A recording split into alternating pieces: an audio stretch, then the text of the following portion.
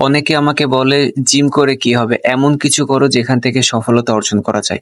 আসলে সফলতার সংজ্ঞা বেশিরভাগ মানুষের কাছেই টাকা-পয়সা, নাম, খ্যাতি, বাড়ি, ধন-সম্পদ। আসলে কি এটাই সফলতা? আমার কিন্তু সেটা মনে হয় না। যে সফলতা আপনার মৃত্যুর সাথে সাথেই শেষ হয়ে যাবে, ওটা কোনো সফলতা না।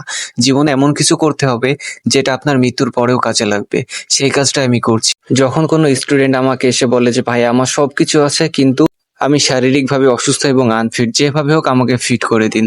তখন আমি তার পিছনে ২ মাস বা ৩ মাস কঠোর পরিশ্রম করে তাকে ট্রেনিং করে আল্লাহর রহমতে তাকে একটা পর্যায়ে নিয়ে আসি এবং তাকে ফিট করে তুলি।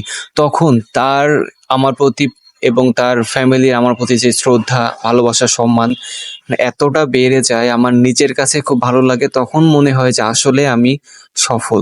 আসলে সফলতার সংজ্ঞা একেকজনের কাছে একেক রকম। এটা ব্যক্তিভেদে পার্থক্য হতে পারে। তবে আমার কাছে সফলতার সংজ্ঞা হলো মানুষকে পরিবর্তন করা, মানুষকে সুস্থ করে তোলা এবং তার কাঙ্ক্ষিত লক্ষ্যে পৌঁছে দেওয়া। আমি বিশ্বাস করি এটা দুনিয়াতে এবং আখিরাতে ২ জায়গাতেই আমার কাজে দিবে।